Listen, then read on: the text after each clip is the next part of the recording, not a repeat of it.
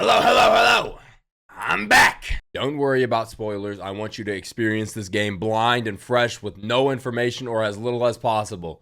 I still remember seeing the reveal trailer for Clair Obscur Expedition 33. You know, I watch every event, and this was a great Xbox event, and then this game came along. Now, instantly, soundtracks in games are extremely important to me. So when this game came on, and they played that great sounding song, I was already in. And then they showed more of the game. They started talking about the story. What a concept. I thought it was extremely awesome. You know, you have a massive creature you can see in the distance that has the power to write an age, and everyone above that age dies. And every year they send out an expedition to try to take her down. I absolutely loved the concept. I thought it was awesome. They're 2 for 2 at this point. They just have to nail the gameplay. And then I saw the gameplay, and I saw it was turn-based. And as someone who isn't much of a turn-based fan, although I did play Persona 3 Reload earlier that year and very much enjoyed it, I thought, oh man, this could be a miss. But right when I started to get down on it, they pulled out the real-time elements. Now, any game with a parry system done well, that is, I love. Sekiro, love it. Nine Souls, love it. Lies of P, love it. So I was back in. I thought it was an extremely cool idea. Keep it more engaging because I hate just sitting there while I get attacked. All that was left to do was wait till 2025. 2025 comes around.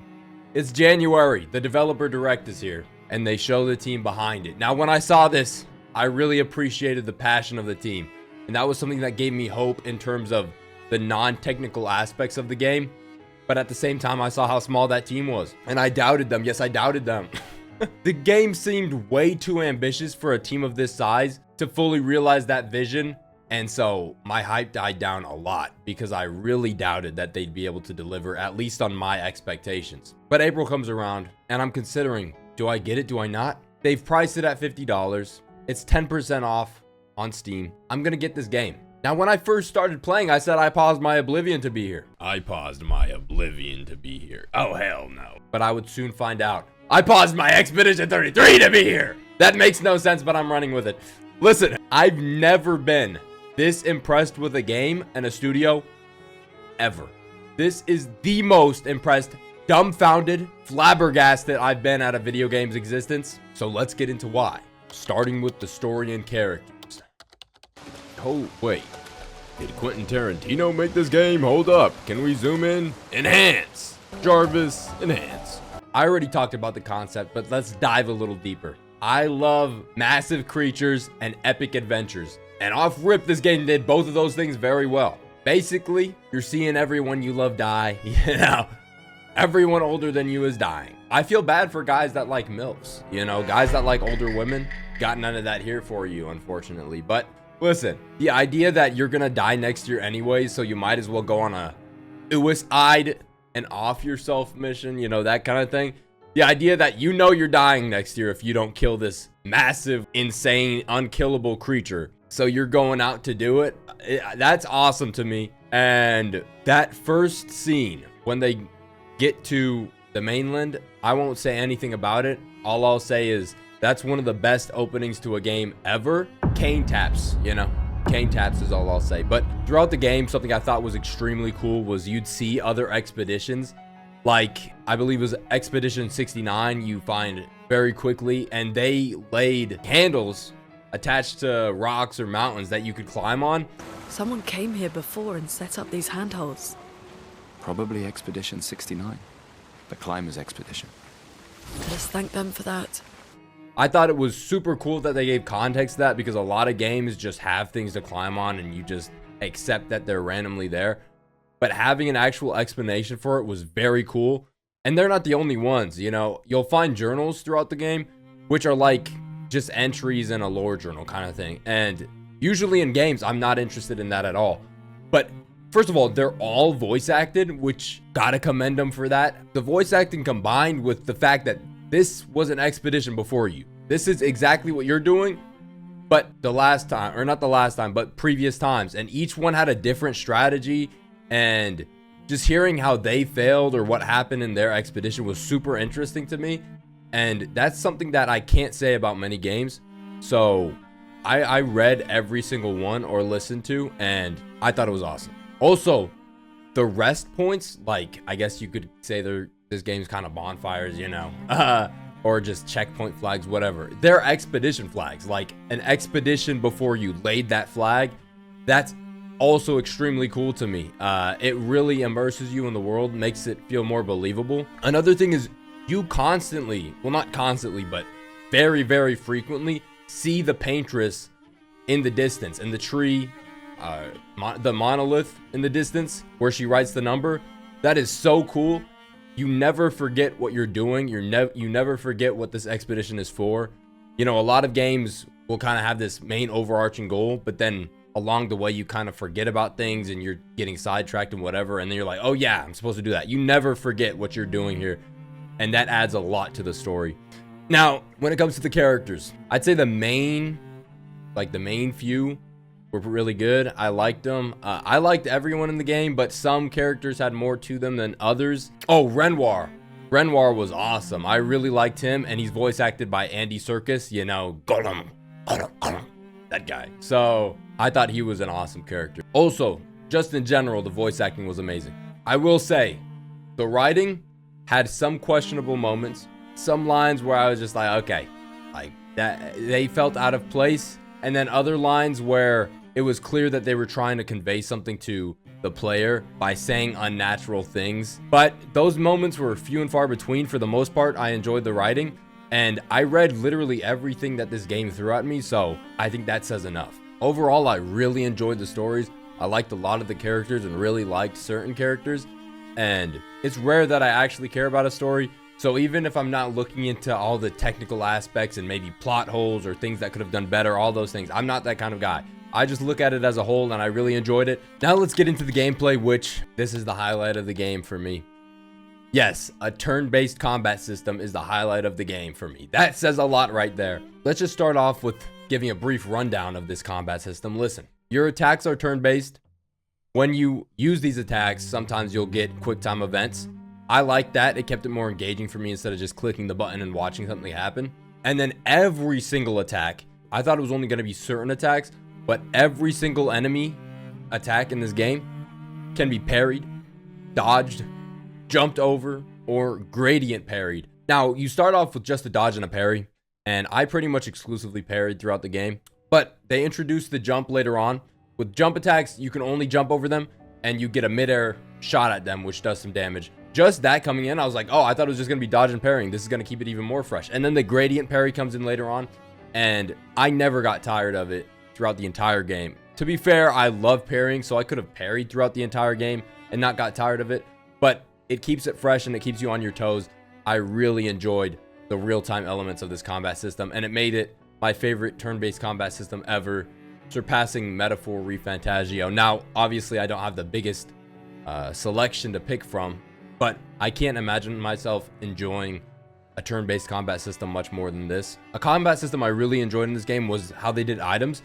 When it comes to items in video games, a lot of times I just stockpile them because I'm like, oh, let me save them for when I really need them. Let me save them for when I really need them. And then I end up beating the game and having an inventory full of items that I never used. Instead, in this game, items are called tints, and they're kind of like, I hate comparing stuff to Souls games all the time, but it's all I know, all right? Nah, it's not all I know. But they're like flasks, you know? You have a healing item that you can upgrade, and it'll give you an extra of that item. It'll also heal you more, and they replenish when you rest at a resting point. It's the same with a revive, and it's the same with something that gives you more AP attack points. I loved this system so much because I could just use items throughout the battle and not worry about stockpiling them or saving them for when I really needed them. And to be fair, I didn't use items all that much in this game, so it's not like I crutched them or anything, which I guess you could do knowing they replenish, but I really, really like this system. There's also no mana in the game. Every attack just uses attack points. You have up to 9 attack points, and you can put certain items on to make it so that you get more attack points per turn, or depending on certain things, depending on parries, you can replenish them by parrying. Something I really hate in turn-based games is being in a dungeon and having to farm XP, because they make you do that so much, especially when you play on hard, which I have a very bad habit of playing on hard, even though I have no business playing on hard on a turn-based game. I'm looking at you, Metaphor. They make you grind for levels, and then they make it hard to grind for levels by limiting how much mana you have. That's a system I hate in games, and a system that they don't have in this game, which I'm extremely thankful for. Now, to be fair, I didn't have to farm much in this game, which I really love. Now let's get into Pictos. You have 3 Pictos slots. Each Pictos has an ability specific to it, and then enhancements like it gives you extra health or extra crit rate, extra defense. So there's that, and then there's also leveling your character. I found that leveling your character was kind of useless compared to Pictos. They gave you way more of each stat, and I ended up using Pictos to balance out my stats way more than leveling up. In fact, by the end, I reset all of my character's levels and put all the stats into the best scaling stats for their specific weapon. Maybe I missed something and there was a better way to do it, but that's what I found to work the best, at least for my build. Now, Pictos, they give you certain abilities like there was one where you could play twice in a row, which was extremely overpowered and it cost a ton, but I used that at the end of the game. There was also one I really liked where if you had less than 10% health, I believe you did 50% more damage or something like that. And that you could combine that with an ability that puts you at 1 health, for example. And I was really big on glass cannoning in this game. I mean, those are only a couple examples, but there are a ton, like a ton. And when I saw this in the developer direct, I thought, oh, I don't know about this. There are a ton of these things and it might be a little overcomplicated, but I didn't have that problem at all. Because every time you got a Pictos, either from a battle or picking it up, it showed at the bottom of the screen or on the left that Pictos and what it did. So right when you picked one up, you could see, oh, that fits the build for one of my characters, or that doesn't, and I'm just going to leave it. Or maybe, oh, that has really good stats, I'm going to put that on. Now, you're limited to 3 Pictos in your slots, but you also have Lumina, which you get 1 Lumina point for each level. And you also get Color of Lumina, which you can individually use on a character to give 1 extra point per. You get a lot of these, so I basically just maxed out 3 characters and left 2 behind, which gave me problems with Simon. Basically, each Pictos costs a certain amount of Lumina points if you want to equip just the ability, not the stats. The only stats you can equip are in the 3 slots. My God, am I getting a little too technical here? I don't give a fuck. But yeah, each Pictos, depending on how good the ability is, costs more. Like, the second turn is called Cheater, and it costs 40 points, which is a lot. Like, that would be 40 levels if you don't use any Color of Lumina. And I really love this system. You get a lot of Pictos, and just being able to craft your build over time and see a new one pop up, and you're like, ooh, that would work really well. And I'd go in and I'd see, oh, I need more Lumina points, or maybe I could trade this Pictos for this and then put this on. I really loved kind of putting the puzzle pieces together and really making it fit perfectly into my build. I'm not really one that enjoys super specifically crafting a build a lot, but it was really fun in this game. Now, weapons also have abilities. They have abilities at like level 1, level 10, and level 20, I believe. This affects your play style so much. The weapon you use with a character can completely change your play style with them. It did for me, and I really loved this system. There were some that were clearly better than others, at least in my opinion, but it was really awesome to get a new weapon and see, whoa, that really completely changes my build for the better. I'm equipping that right now. It felt really good. Now, in terms of the characters themselves, every character has a vastly different playstyle. Each one has their own gimmick. Let's say Mael, she has stances, so she can use an attack and switch to offensive stance, or use one to switch to defensive stance. But all I did with her was try to switch to Virtuoso stance, which is a harder stance to switch to, but when you're in it, it does 200% damage. That was a really fun system to use.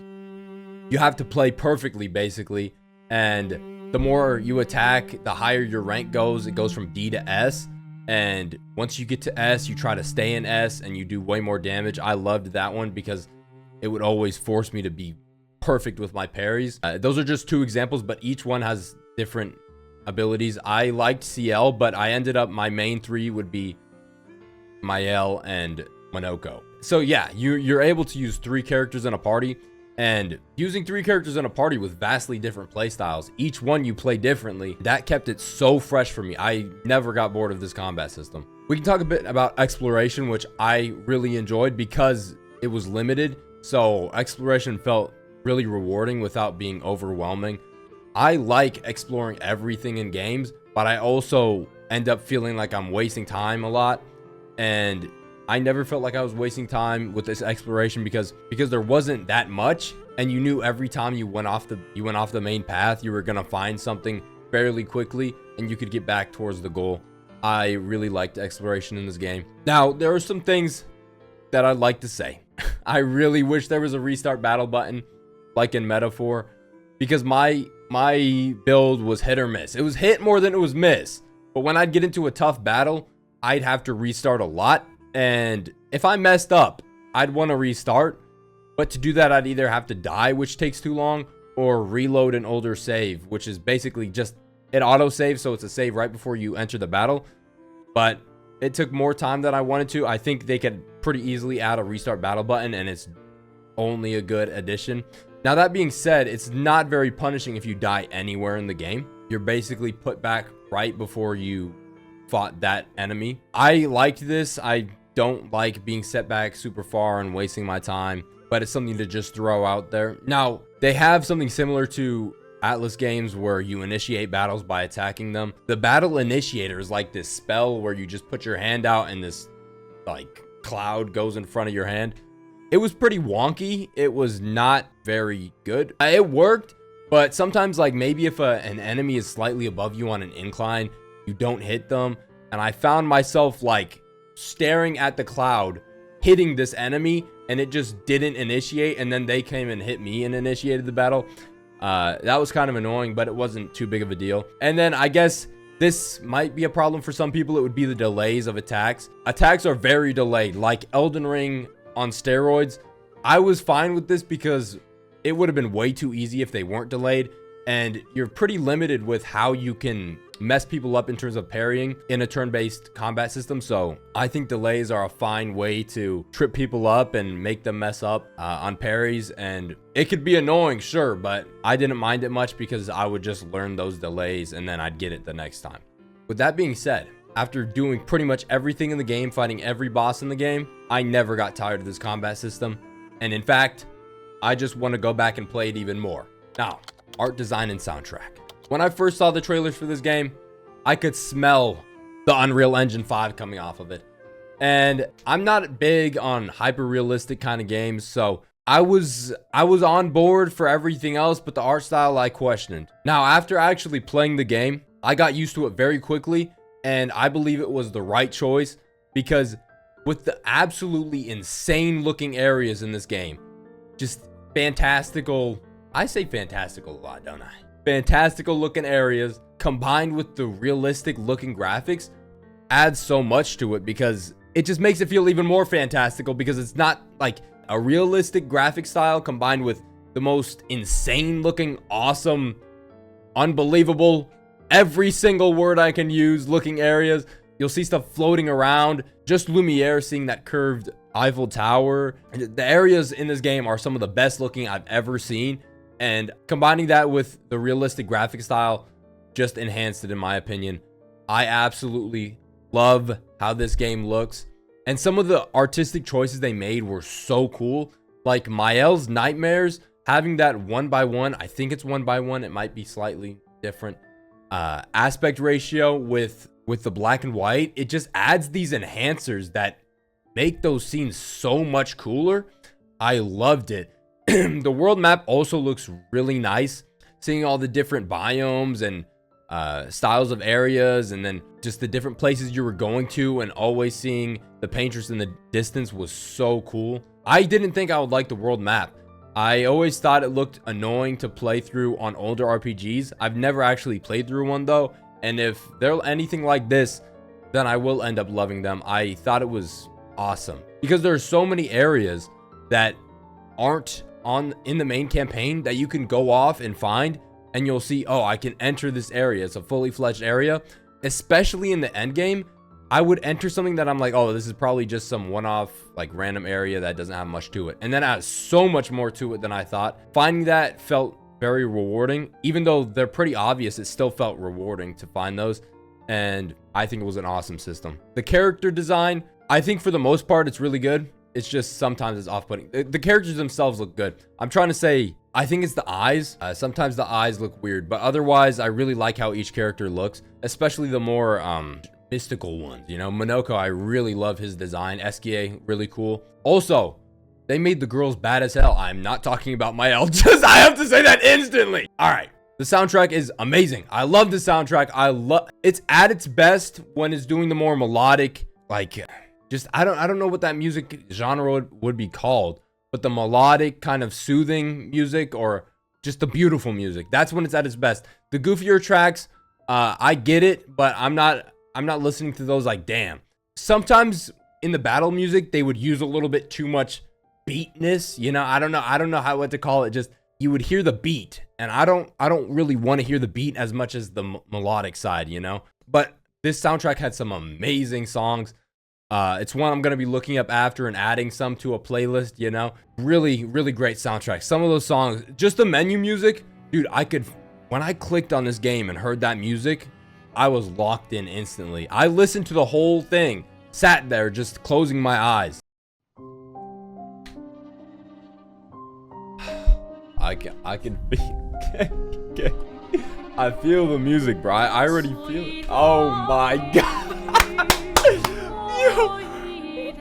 Oh, I just love when a game actually does something with its soundtrack, and I really loved this soundtrack. Soundtrack and art design are extremely important to me, but they're also something where I don't know what to talk about when I actually talk about these things, because I'm not breaking it down like some artist, you know. I'm not an artist. It's basically just, do my eyes like looking at them? Do my ears like listening to it? And my eyes liked looking at this game, and my ears liked listening to it. Okay, we've come to the end, and I've said all I needed to say, but I really do think it's important to emphasize what an achievement this was for this team. Flabbergasting, dumbfounding, every single word. As I played through this game, I could not help but think, how did they do this? I've never been so genuinely shocked at a game's existence, at a team's accomplishment, than I was here. I left Clair Obscur Expedition 33 feeling overwhelmingly positive. I hope you enjoyed this review. I didn't script this. I have bullet points for things I want to talk about, but I'm not out here trying to be a super technical reviewer. I find that boring, if I'm being honest. I just want to get on here and share my opinion as just a regular guy, and I hope that comes off well. I tend to lean more negative than positive. I think most people do. I think it's just a human thing. But when I find something I really like a video game, like Elden Ring or something, the positives outweigh the negatives so much that just finding the negatives is hard. Now, for this game, I did something different. If I noticed something in the moment that I found annoying or I didn't like, I would write it down. Just like positives, I would do the same for both. And that allowed me to add a little more depth to this review, because if I'm only praising the game, the praise doesn't mean as much as it would if I also had criticisms for the game. So I hope this review turns out well, because I didn't script any of it and I kind of just talked a lot, and some of it was maybe technical about the gameplay. I got too into it. I don't know. We're going to find out in the editing process, but I hope you enjoyed. I have another video in the making, so hopefully I won't take as long as a break as this time. But thank you to everyone who's still here. I'm bad at outros, so goodbye.